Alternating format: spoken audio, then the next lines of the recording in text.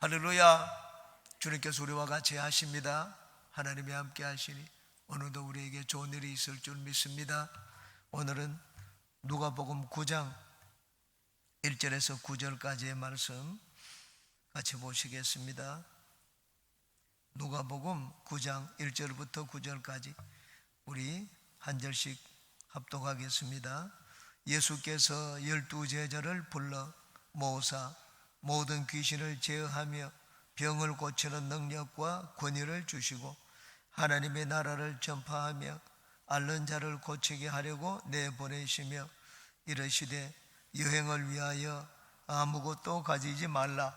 지팡이나 배낭이나 양식이나 돈이나 두벌옷을 가지지 말며 어느 집에 들어가든지 거기서 머물다가 거기서 떠나라.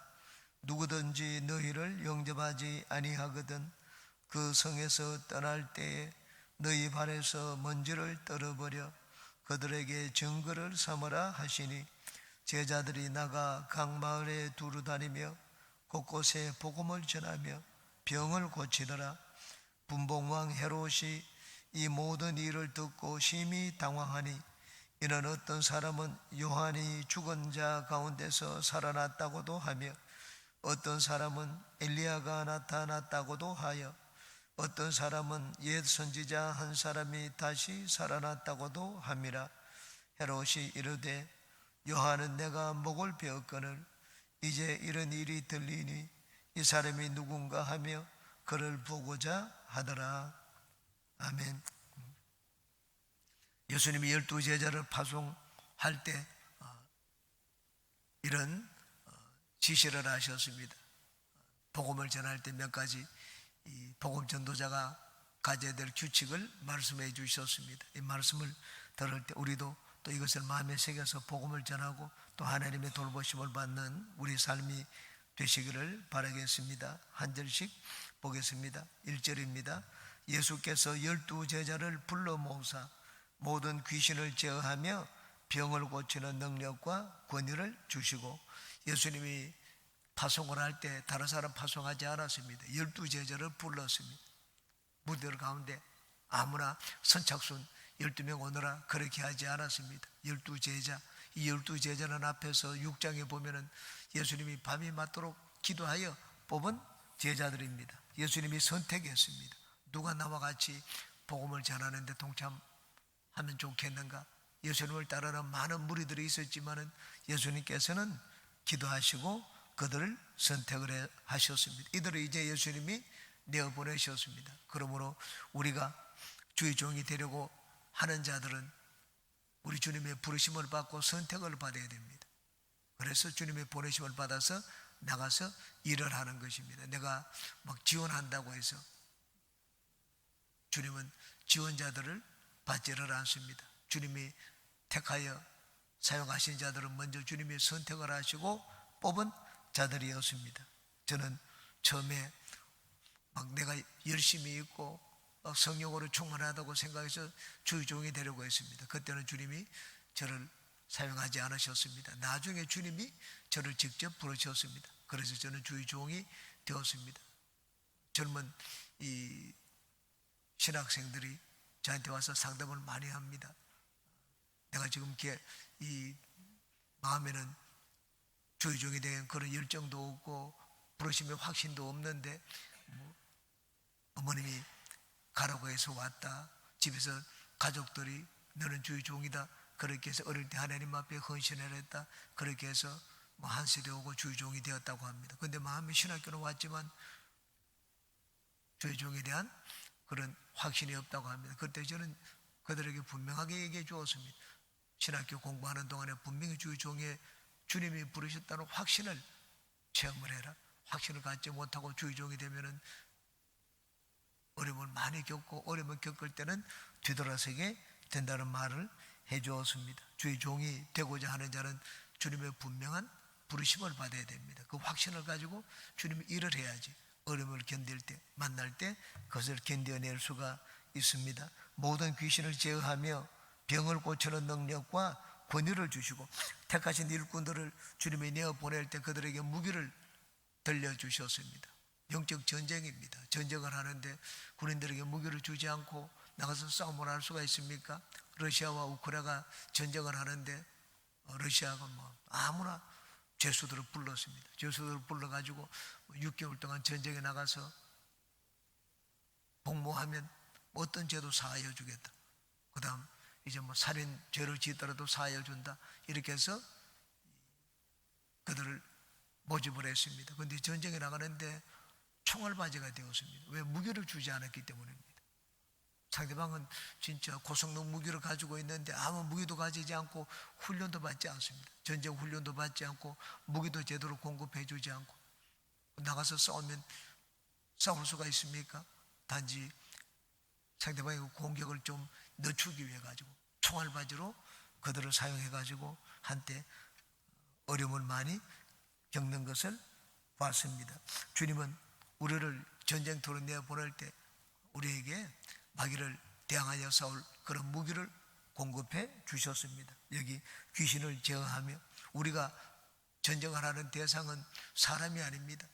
우리 사람에게 복음을 전하지만 사실은 귀신을 내어 쫓아야 됩니다. 하늘나라 방해하는 귀신을 내어 쫓고 우리는 하나님의 백성들을 건지는 것입니다. 그러므로 내가 복음을 전하는 전도자로 부름을 받았다. 하나님이 나를 내보내셨다. 그런 자들은 주님이 여기 귀신을 제어하는 권능을 주셨다는 것을 분명하게 믿고 확신해야 됩니다. 하늘나라를 전하는데 제일 먼저 필요한 것은 귀신을 내어 쫓는 것입니다. 왜?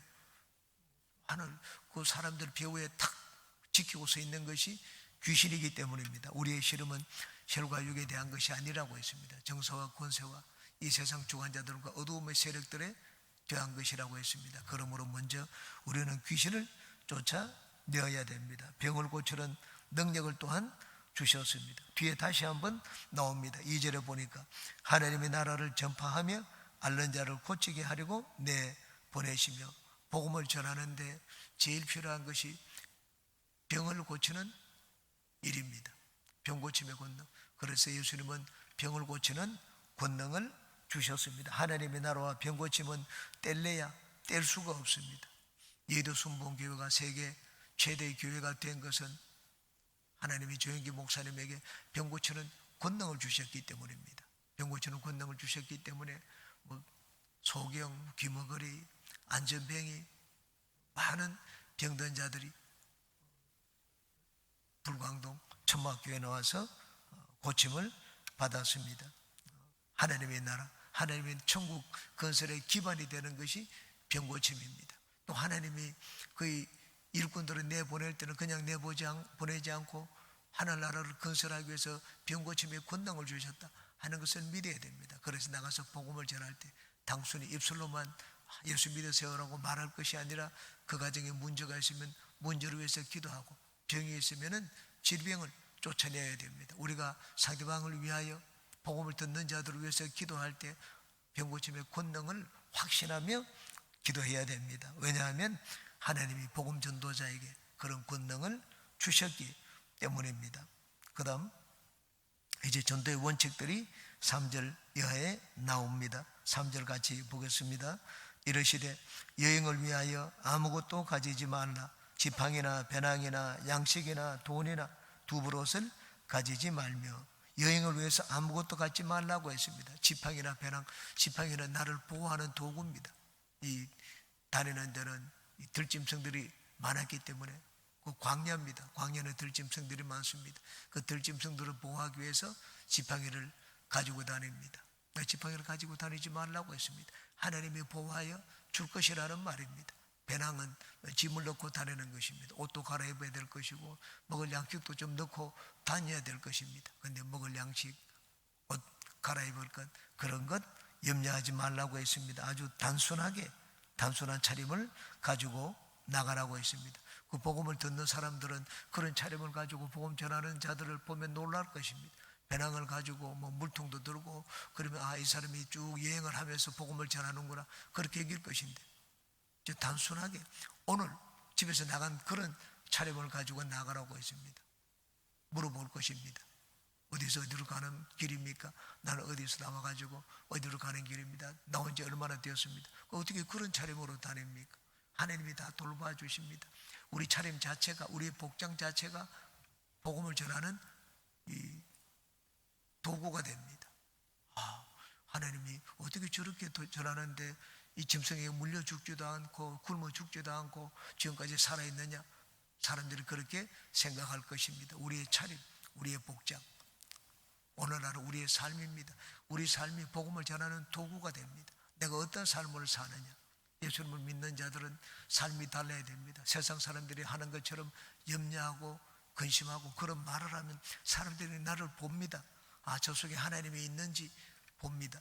그러므로 이생을 사는 삶의 모습이 달라야 됩니다.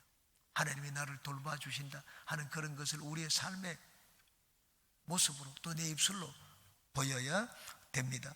양식이나 돈이나 두벌옷을 가지지 말며.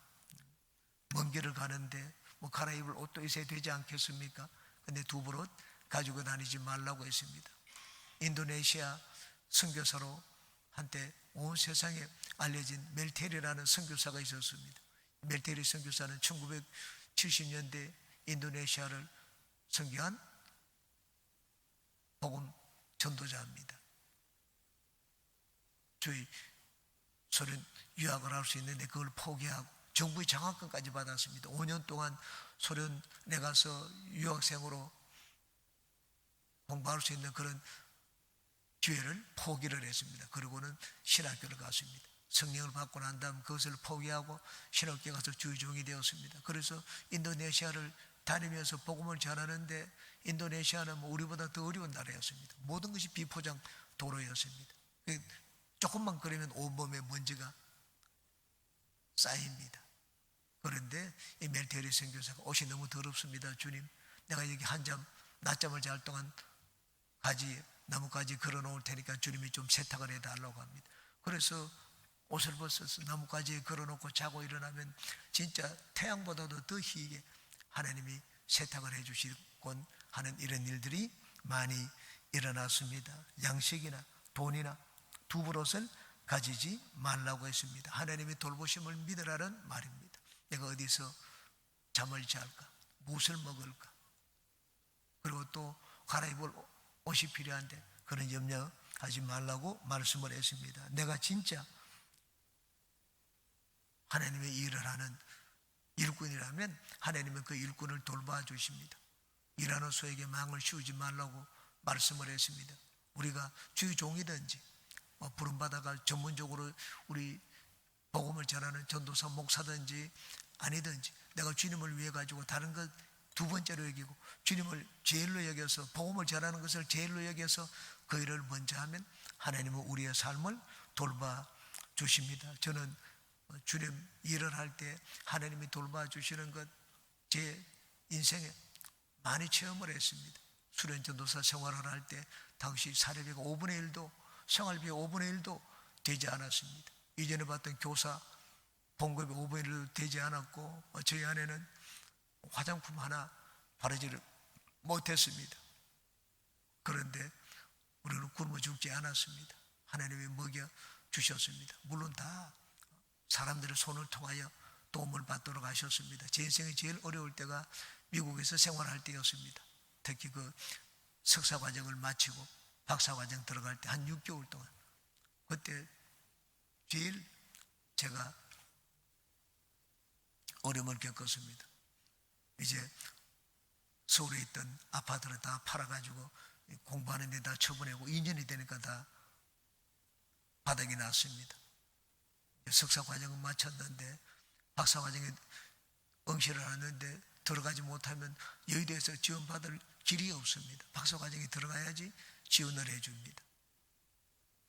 그래서 저는 늘 잠을 잘 때마다 생각을 했습니다. 내가 어떻게 하면 살아갈 수 있을까? 화장실 청소하면 이 봉급이 제일 이 수당이 보수가 제일 많습니다. 그래서 화장실 청소를 해야 되겠다. 거기서 개척할 수도 없고 그래서 화장실 청소를 해야 되겠다 하는 그런 생각을 했습니다. 그런데 지나고 보니 내가 걱정하고 염려한 그런 일들은 생기지 않았습니다.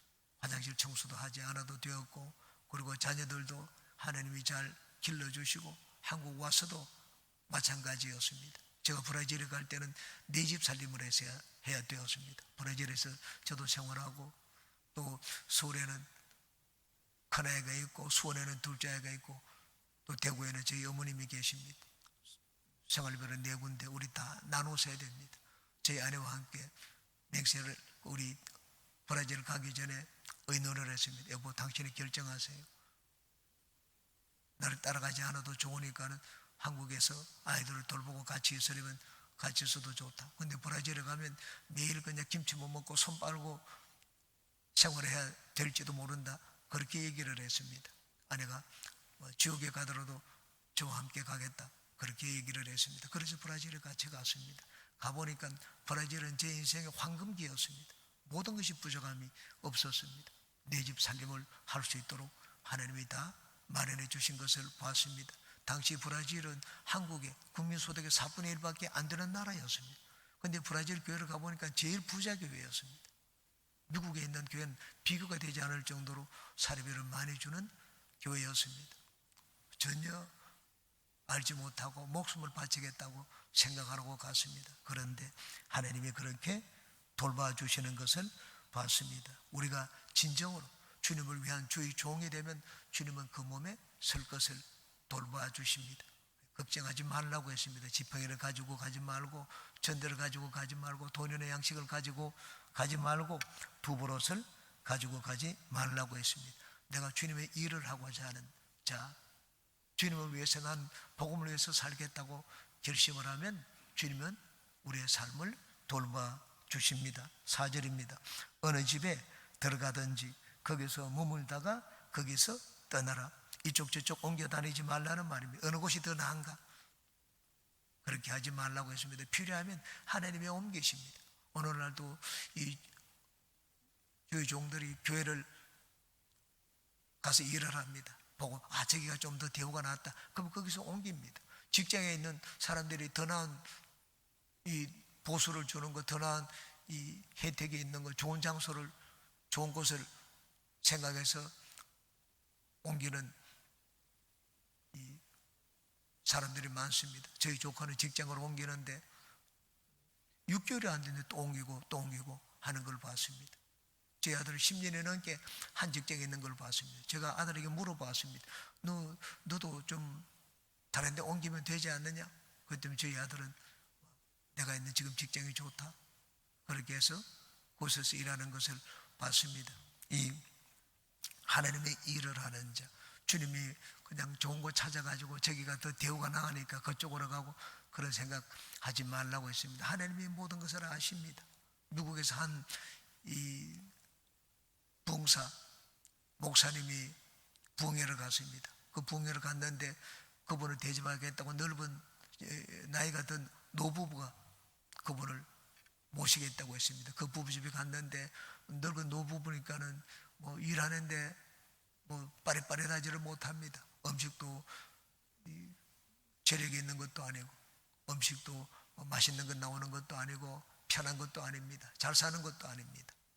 근데 섬기겠다고 하니까 그 가정에 갔습니다. 그러자 목사님이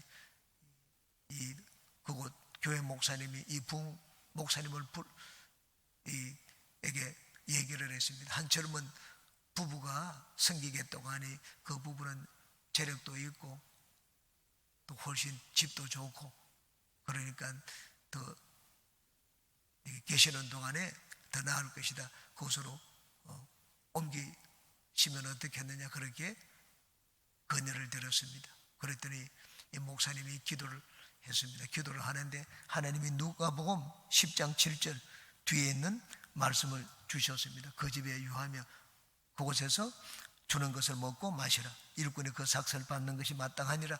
이 집에서 저 집으로 옮겨 다니지 말라. 그 말씀이 탁 들어와서 이 부흥 목사님이 그 지역 다른 목사님에게 얘기했습니다. 저는 이곳에서 그냥 있다가 복음을 말씀을 전하고 가도록 하겠습니다. 그렇게 얘기를 했습니다. 근데 그 다음 날인가 되어서 그 젊은 이 부부, 이 부흥 목사님을 섬기겠다고 하는 그 부부 사는 그 지역에 장티푸스가 발생을 했습니다. 장티푸스가 발생하니까 탁, 지금은 그래도 의술이 나와서 괜찮죠. 그때만 해도 장티푸스가 되면 죽는 사람이 많았습니다.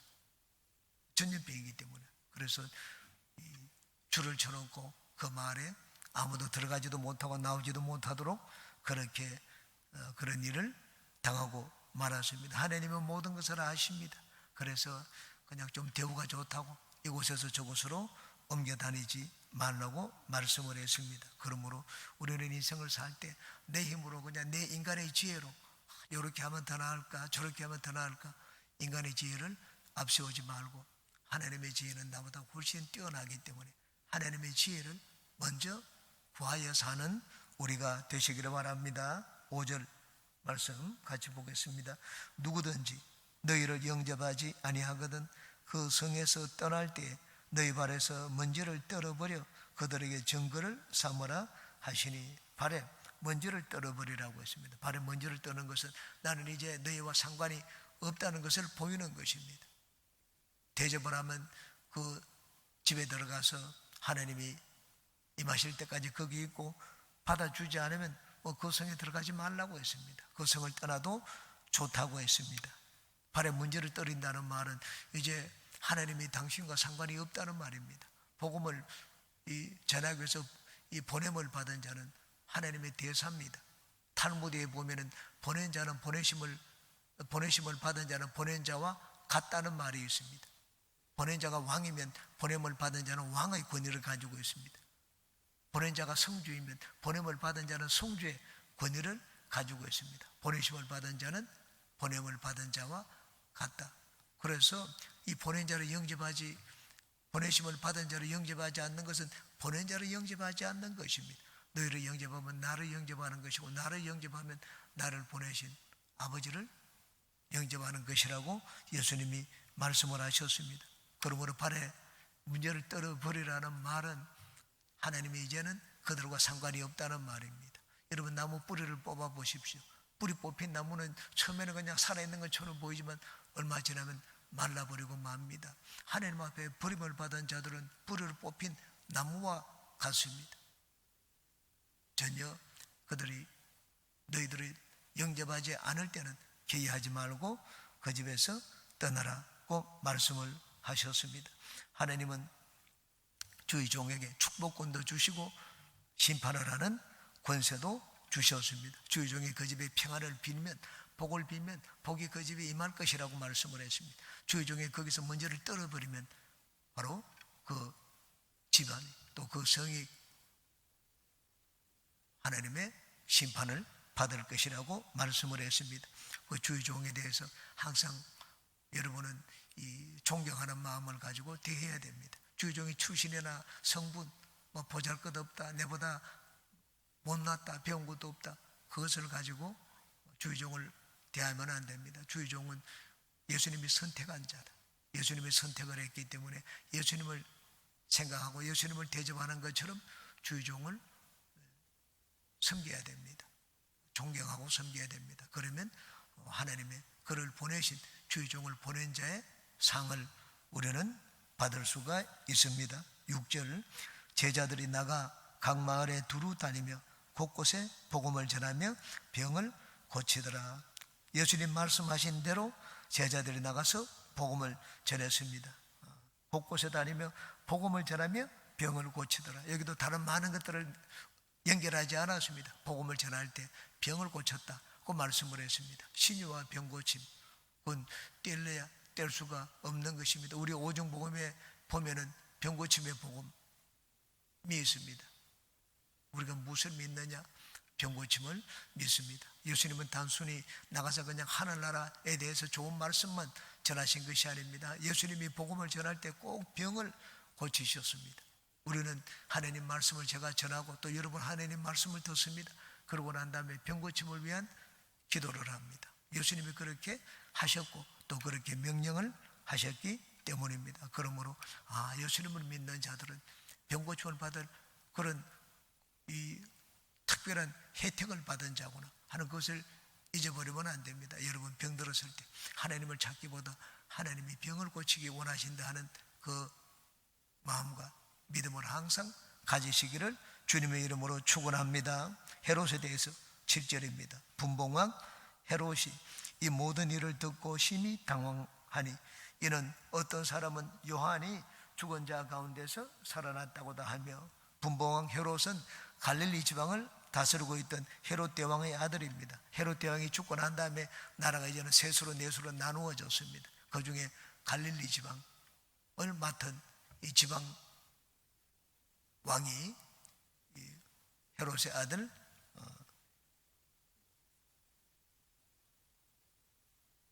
헤롯 안디바였습니다.